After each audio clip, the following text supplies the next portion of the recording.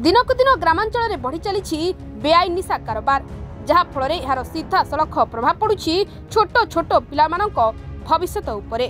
मद गंजेई भांग अफिम brown sugar भली मारात्मक निशार शिकार हेउछंती स्कूल और कॉलेज रो छात्र छात्री माने। ग्रामांचल एही निशा कारोबार हेबा द्वारा केतेक अमूल्य जीवन अकाल रे वियोग होई जाइछि तो केते गुड़िए परिवार भासी जाइछि।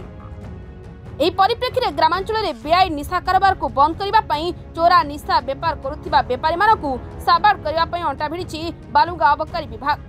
गतकाली संध्यारे बालुंगा अबकारी विभाग पक्षरु खोर्धा जिला चिलिका ब्लॉक जरीपड़ा एवं मानसिंहपुर ग्राम रे चढ़ाऊ करा जाई जरीपड़ा पंचायत दधी बामनपुर ग्रामरु चोरा भांग व्यवसाय बसंत कुमार स्वाई को गिरफ्त करिछि बालुंगा अबकारी पुलिस। चोरा भांग व्यवसायी बसंत स्वाई निकटरू 10 केजी भांग जबत करिछि अबकारी पुलिस।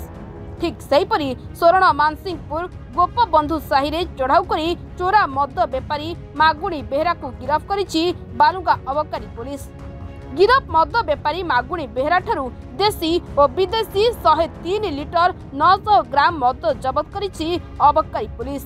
एही चढ़ाऊ रे बालुगा सहकारी इंस्पेक्टर सुजित कुमार मुदुली और अबकारी mobile squad SI Sujit Kumar Nag, SI Sanjay Kumar Subudhi, SI Jitendra Hembram, SI Sunita Maharana नेतृत्व नहीं गिरफ अभियुक्त द्वय को आज कोर्ट चालाण करिछि अबकारी पुलिस।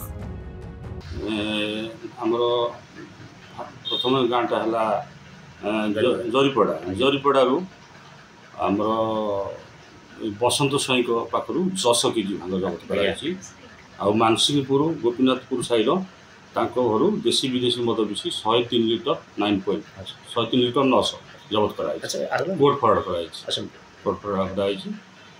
जेल जी कोर्ट फरवर्ड कराई। चिलिकार सूर्यकांत साहू का रिपोर्ट सरकार न्यूज।